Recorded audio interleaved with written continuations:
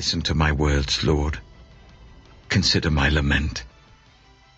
Hear my cry for help, my King and my God. For to you I pray. In the morning, Lord, you hear my voice. In the morning I lay my requests before you and wait expectantly. For you are not a God who is pleased with wickedness. With you, evil people are not welcome. The arrogant cannot stand in your presence. You hate all who do wrong. You destroy those who tell lies. The bloodthirsty and deceitful, you, Lord, detest. But I, by your great love, can come into your house. In reverence I bow down toward your holy temple. Lead me, Lord, in your righteousness because of my enemies. Make your way straight before me. Not a word from their mouth can be trusted. Their heart is filled with malice. Their throat is an open grave. With their tongues they tell lies. Declare them guilty, O God. Let their intrigues be their downfall. Banish them for their many sins, for they have rebelled against you. But let all who take refuge in you be glad. Let them ever sing for joy. Spread your protection over them, that those who love your name may rejoice in you. Surely, Lord, you bless the righteous. You surround them with your favor, as with a shield. You have heard that it was said to the people long ago, "You shall not murder, and anyone who murders will be subject to judgment." But I tell you that anyone who is angry with a brother or sister will be subject to judgment. Again, anyone who says to a brother or sister, "Raka," is answerable to the court.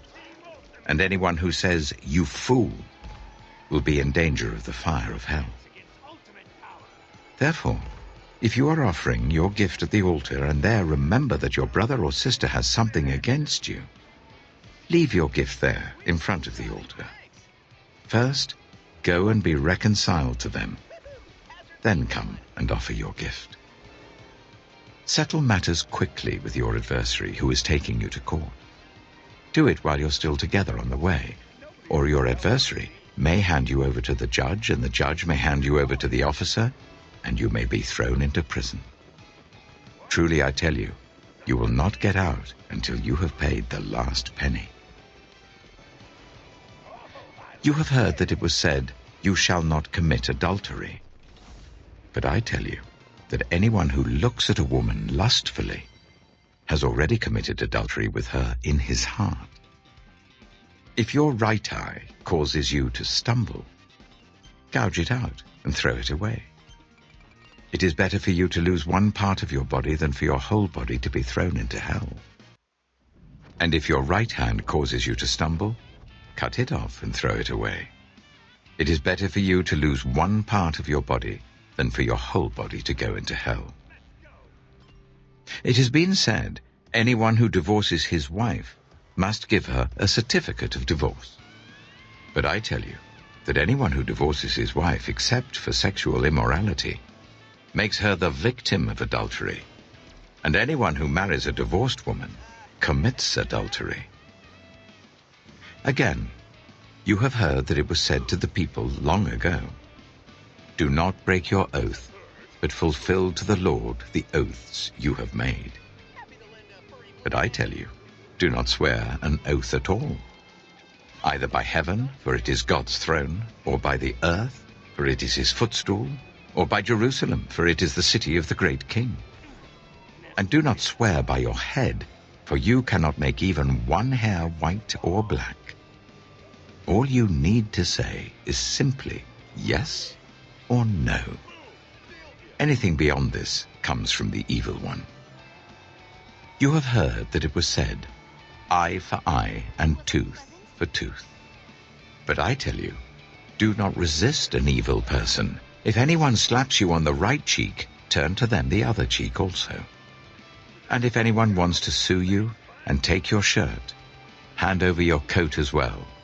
If anyone forces you to go 1 mile, go with them 2 miles. Give to the one who asks you, and do not turn away from the one who wants to borrow from you. This is the account of Shem's family line. 2 years after the flood, when Shem was 100 years old, he became the father of Arphaxad. And after he became the father of Arphaxad, Shem lived 500 years and had other sons and daughters. When Arphaxad had lived 35 years, he became the father of Shelah. And after he became the father of Shelah, Arphaxad lived 403 years and had other sons and daughters. When Shelah had lived 30 years, he became the father of Eber. And after he became the father of Eber, Shelah lived 403 years and had other sons and daughters. When Eber had lived 34 years, he became the father of Peleg. And after he became the father of Peleg, Eber lived 430 years and had other sons and daughters. When Peleg had lived 30 years, he became the father of Reu. And after he became the father of Reu, Peleg lived 209 years and had other sons and daughters. When Reu had lived 32 years, he became the father of Serug. And after he became the father of Serug, Reu lived 207 years and had other sons and daughters. When Serug had lived 30 years, he became the father of Nahor. And after he became the father of Nahor, Serug lived 200 years and had other sons and daughters. When Nahor had lived 29 years, he became the father of Terah. And after he became the father of Terah, Nahor lived 119 years and had other sons and daughters. After Terah had lived 70 years, he became the father of Abram, Nahor, and Haran. This is the account of Terah's family line. Terah became the father of Abram, Nahor, and Haran. And Haran became the father of Lot. While his father Terah was still alive, Haran died in Ur of the Chaldeans in the land of his birth. Abram and Nahor both married. The name of Abram's wife was Sarai, and the name of Nahor's wife was Milcah. She was the daughter of Haran, the father of both Milcah and Iscah. Now Sarai was childless because she was not able to conceive. Terah took his son Abram, his grandson Lot, son of Haran, and his daughter-in-law Sarai, the wife of his son Abram, and together they set out from Ur of the Chaldeans to go to Canaan. But when they came to Haran, they settled there. Terah lived 205 years, and he died in Haran. Genesis chapter 12. The Lord had said to Abram, "Go from your country, your people and your father's household, to the land I will show you. I will make you into a great nation, and I will bless you. I will make your name great, and you will be a blessing. I will bless those who bless you, and whoever curses you I will curse, and all peoples on earth will be blessed through you." So Abram went as the Lord had told him, and Lot went with him. Abram was 75 years old when he set out from Haran. He took his wife Sarai, his nephew Lot, all the possessions they had accumulated, and the people they had acquired in Haran, and they set out for the land of Canaan, and they arrived there. Abram traveled through the land as far as the site of the great tree of Moreh at Shechem. At that time the Canaanites were in the land. The Lord appeared to Abram and said, "To your offspring I will give this land." So he built an altar there to the Lord who had appeared to him. From there he went on toward the hills east of Bethel and pitched his tent, with Bethel on the west and Ai on the east. There he built an altar to the Lord and called on the name of the Lord. Then Abram set out and continued toward the Negev. Now there was a famine in the land, and Abram went down to Egypt to live there for a while because the famine was severe. As he was about to enter Egypt, he said to his wife Sarai, "I know what a beautiful woman you are." when the Egyptians see you, they will say, 'This is his wife.' Then they will kill me, but will let you live. Say you are my sister, so that I will be treated well for your sake, and my life will be spared because of you." When Abram came to Egypt, the Egyptians saw that Sarai was a very beautiful woman. And when Pharaoh's officials saw her, they praised her to Pharaoh, and she was taken into his palace. He treated Abram well for her sake, and Abram acquired sheep and cattle, male and female donkeys, male and female servants, and camels. But the Lord inflicted serious diseases on Pharaoh and his household because of Abram's wife Sarai. So Pharaoh summoned Abram. "What have you done to me?" he said. "Why didn't you tell me she was your wife? Why did you say, 'She is my sister,' so that I took her to be my wife? Now then, here is your wife. Take her and go." Then Pharaoh gave orders about Abram to his men, and they sent him on his way with his wife and everything he had. Genesis chapter 13. So Abram went up from Egypt to the Negev with his wife and everything he had, and Lot went with him. Abram had become very wealthy in livestock and in silver and gold. From the Negev he went from place to place until he came to Bethel, to the place between Bethel and Ai, where his tent had been earlier, and where he had first built an altar. There Abram called on the name of the Lord.